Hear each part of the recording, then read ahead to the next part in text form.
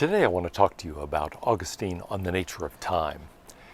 This takes place in Book 11 of the Confessions, and it's an important series of philosophical reflections. In fact, the first really extended treatment we have of the philosophy of time. It's not, I think, inappropriate to think of Augustine here as really, in some sense, inventing the philosophy of time, something that continues to occupy philosophers, both in the technical sense of philosophers of physics who are interested in the physical concept of time, but also people who are interested in a more subjective element, interested in our perceptions of time, our time consciousness. And so what we have here in the Confessions is an intriguing series of puzzles about the nature of time. I think he does have a position that emerges, though he admits he really cannot understand the nature of time. It remains in some sense a mystery that can be resolved only once we actually unite with God after our deaths. Genesis begins by proclaiming God created the heavens and the earth. But the question is this: what was God doing before creating the heavens and the earth? There's a poem that talks about this, where God is reflecting, thinking, hey, I'm kind of lonely, I think I'll make me a world. Well, that's already a puzzle. I mean, what was God doing before creation? But secondly, there's a more disturbing question, actually. Why would God have created the world just then, rather than creating it a bit earlier or a bit later? Those questions have been periodically proposed to either defeat the idea of God creating the world or to attack the idea of God's existence at all. Porphyry, for example, raised such an objection to Christian views of the creation of the world. Platonists in general had tended to think that the universe had to be eternal, partly because of these kinds of questions. The idea of them being created was thought to be absurd. A similar question arises in Kalam philosophers in the Islamic tradition like Al-Farabi and Avicenna, who begin thinking the universe must have been eternal, co-eternal with God, because this idea of God creating the universe at one point in time doesn't make any sense. God surely does everything for a reason, being a rational being, but what reason could God possibly have had to create the world now instead of at that earlier point or at a later point in time? So their conclusion was God couldn't have created the world in this way. That would have been making an arbitrary choice, which seems incompatible with God's ultimate rationality. Well, Augustine doesn't have much patience for these questions, though he urges us to say, we should take the question seriously. My reply is not that which someone is said to have given as a joke to evade the force of the question. He was preparing hells for people who inquire into profundities. It's one thing to laugh, another thing to see the point of the question. Here's the right way to answer the question. Before God made heaven and earth, he wasn't making anything. If he was making anything, it could only be something created. God didn't create the universe in time, so that the question can arise, what was God doing before creation, and why didn't God create it a little earlier or a little later? Point is, God created time. Time was created along with the universe. The universe has a temporal structure to it, but before the existence of the universe, there was no such thing as time. So we can't ask what God was doing before the moment of creation. There was no such thing as before the moment of creation. Time didn't yet exist. Similarly, we can't say why would God have created the universe at this point rather than at an earlier point of time or a later point of time. There were no points of time until the universe was created. Well, that itself seems like a satisfying solution, and indeed, we could think of God then as not really existing in time. God exists outside of time. God has an existence that is prior to, not prior temporally to, but prior conceptually and ontologically to the existence of time itself. So time itself is a creature. It is a creation of God's, part of the creation of the universe. Well, if that's right, then we can say, okay, good. Time must exist as an eternity. In fact, there's an image that Boethius uses of God being like a being on a mountaintop, a guru, if you will, on a mountaintop looking down at the road of time, and seeing all of the road at once. God perceives present and past and future, all, as it were, simultaneously, all from a vantage point outside time. And so God has a kind of immediate knowledge of everything present, everything past, everything future. Well, that seems to imply that all of those times exist, that present exists, but also past exists and future exists. After all, God knows these, right? God knows what's happened in the past. God knows what's happening in the present. God knows what will happen in the future. And yet, how can you know what doesn't exist? And so, surely, to know something, it must exist. So, past, present, future must exist. And yet, Augustine says, but from our point of view, time appears quite different. What is time, he asks? Who can explain this easily and briefly? Who can comprehend this, even in thought, so as to articulate the answer in words? The more he reflects on the nature of time, the more puzzled he becomes. He says essentially, what is time? Well, provided that nobody asks me, I know. If I want to explain it to somebody, I don't know. I don't know how to explain what time is. I have a sense of it all the time, right? All the time. I think I know what time is, come on. But on the other hand, you say, well, what then is time? What is its nature? And I realize I don't know what to say. Our experience is essentially temporal. Time is built into it in such a way that it's very hard to isolate. So the moment I step back and ask the question, I realize I'm dumbfounded. I don't know what to say. We quickly get led into a puzzle because I tend to think, well, what exists? Things in the present moment exist. The present exists. Does the past exist? Well, it seems like it did exist, but it doesn't exist now. Socrates existed, but no longer exists. Plato existed, but doesn't anymore. On the other hand, there are all sorts of things in the future that will exist, but don't exist now. So we're tempted to say, well, actually, the past doesn't exist any longer. It used to exist. The future doesn't exist yet. It will exist. Only the present exists. But then we say, well, what is this present that exists? Everything that exists is in the present. But the moment I say, well, the present is now, all of a sudden, it's in the past. And so I realize, wait, the present is really fleeting. It's fleeing toward non-existence. At every single moment, yes, the present is real, but it lasts only for a moment. It's instantaneously gone. And so I immediately start thinking, well, wait a minute. How can time exist at all? The past used to exist, doesn't exist anymore. The future doesn't exist yet. The present, well, exists, but for such a quick moment, it immediately goes into the past. And it looks like then if time exists, well, it exists only in this very strange, fleeting, instantaneous way. Now that introduces a second puzzle. Because after all, we've already said, look, God knows what's happened, God knows what will happen. And so it seems as if time must exist. But we've just said, well, but the past doesn't exist anymore. It used to exist. How can that be? Also, we measure time. We can measure the length of this video, for example. I can measure how old I am. I can measure the length of time it takes me to do something. If I'm, let's say, performing a piece of music, I know how long the music takes, and I can measure the length of time of a beat. Well, all of those things seem to require that I can measure time. But how is that possible? Surely I can measure only what exists. But the past used to exist, doesn't exist anymore. I can't measure the past. The future doesn't exist yet, so I can't measure it. And, well, then I guess I can measure only the present. But the present immediately goes into past.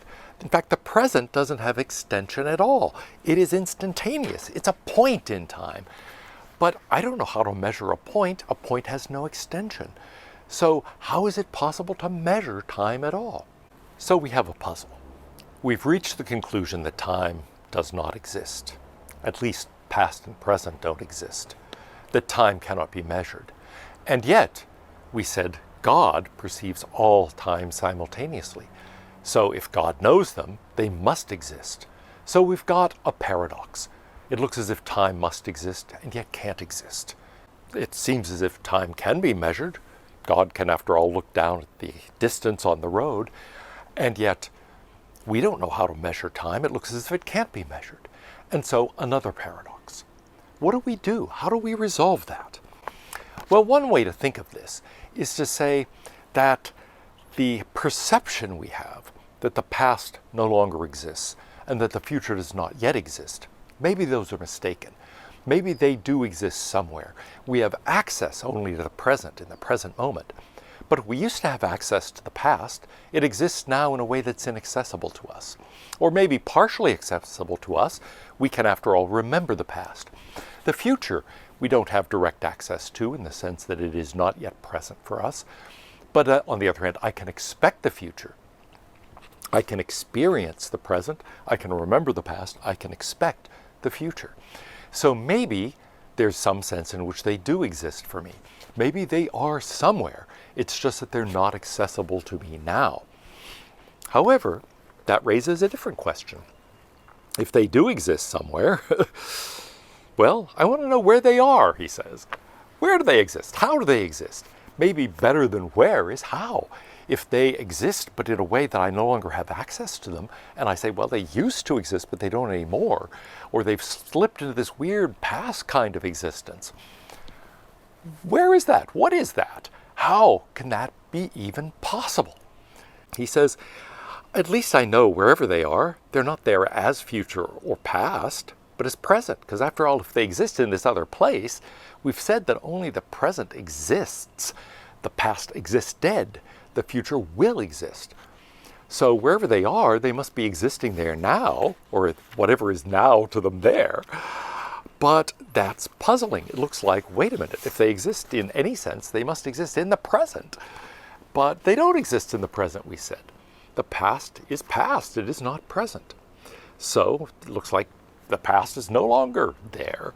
So wherever they are, whatever they are, they don't exist except in the present in some sense, but that seems impossible. Maybe it would be exact to say there are three times: a present of things past, a present of things present, a present of things to come, but that seems bizarre. In the soul, there are these three aspects of time. I don't see them anywhere else. The present considering the past is the memory. The present considering the present is immediate awareness. The present considering the future is expectation. Well, if we allowed such use of language, I'd see three times. In fact, it's customary. It's common usage. Nevertheless, he says, it seems incorrect. The past doesn't any longer exist. Well, he says, I confess to you, Lord, I still don't know what time is. I further confess that as I say this, I know myself to be conditioned by time. I know time is going by, and yet I have no idea what's happening. He does finally come to this sort of resolution. He says, it is in you, my mind, that I measure periods of time. Don't distract me. Don't allow yourself to be distracted by the hubbub of impressions being made upon you. In you, I affirm, I measure periods of time. Here he's speaking to his own mind. So in my mind, I measure periods of time. The impression which passing events make upon you abides when they're gone. The present consciousness is what I'm measuring, not the stream of past events which have caused it. When I measure periods of time, that's what I'm actually measuring.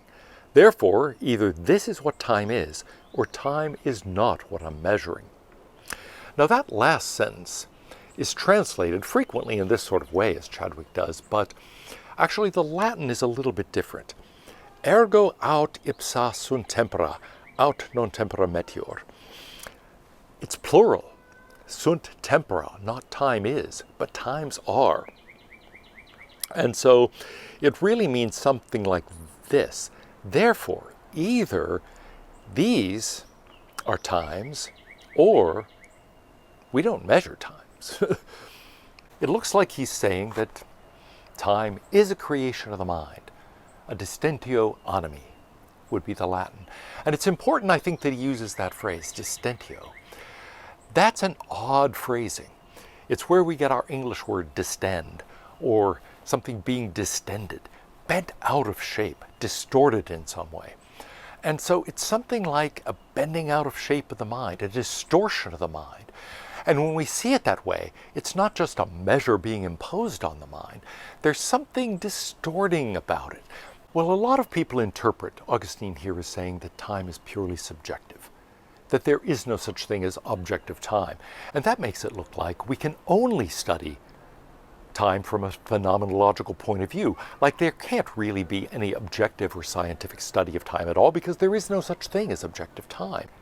But there's something strange about that. First of all, it seems as if scientifically we can measure time. We do it all the time. We have clocks. We have measurements. Physics uses time as a fundamental variable. In music, we think about time all the time. We have time signatures. We talk about something being allegro, let's say 120 beats per minute, or largo, 55 beats per minute, or something of this sort. And so, in short, it seems like, well, look, here's a way of refuting it. We do it all the time. And some people have said, well, he's really confusing his perception of time, our measurement of time from time itself. He's confusing the subjective and objective. But I'm not sure that's what's going on at all. I think instead there's something different, something more interesting happening in Augustine. For one thing, we don't want to be confused. He does say, a long past, well, that really just means a long memory of the past. If that's right, look, it seems as if I can very briefly remember what was a long period of time. I can spend a long time recalling something that actually happened over a very short period. So that seems like a fundamental confusion, and again suggests a confusion between subjective and objective levels. But there is that kind of difference we need to pay attention to. After all, there are times when we feel like very little time objectively is going by, but it feels like a very long time. Let's say you're undergoing a painful dental procedure. It feels like it's taking a long time, even though it might be over relatively quickly. Other times you're having a wonderful time, and it seems like a long period of time goes by very, very quickly. In this year, 2020, people have been making a joke. In this leap year, there have been 29 days in February, 31 days in March, and 5 years in April. However we might think about that, we might think, look, I clearly want to distinguish subjective perceptions of time from an objective measure of time itself. And so if Augustine is somehow suggesting there is no such thing as objectivity, or if he's confusing subjective and objective, that does seem like a fundamental problem. At several points, here and elsewhere, he argues that without change, without movement, there can be no such thing as time. Time is connected to the very nature of movement, and they make time possible. Something has to change in order for us to have a perception of time, but also in order for time even to exist. Now that suggests that there is an objective element to time. So some scholars have said, well, he really puts forward two theories, a subjective theory of time and an objective theory of time. Some scholars think there are more things going on. One counts as many as 9 theories of time in Augustine's work. But I think here's how we might see it. Time exists, on analogy with that road that God is surveying from the mountaintop. Time exists and can be measured. Distances along that road are objective distances and can be measured.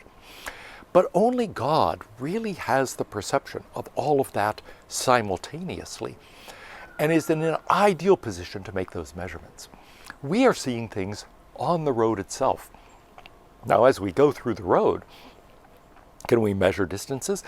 Well, yes, and not just in our perception of how long it seems to take to go from here to there, but also think about what we do as we're driving down a highway, keeping track of how far we've gone. We can do that. At each point we're measuring the present, but we can keep track of how much is going by. And so I think for him it's like that. There is an objective time. It is part of the structure of the universe, and it's established through God's creation. It is not a matter simply of our perception. There is a kind of objective standard of time, an objective time established in the universe itself in the act of creation. However, we also have a perception of time as we go through. We are finite beings on that road. We don't have a perception of the entire road the way God or maybe the angels do. What that means is that we are in a position where only that spot we are at the road right then exists for us. The past is still there. God can still measure it. God can perceive it. In fact, God perceives it all at once. So it has an existence for God, but it no longer has an existence for us. The future is something God knows and God perceives in the same immediate way. So it exists for God, it is present to God, but it is not present to us. We are not yet there. And so the question of whether time exists or not All points of time exist for God. Only the present exists for us.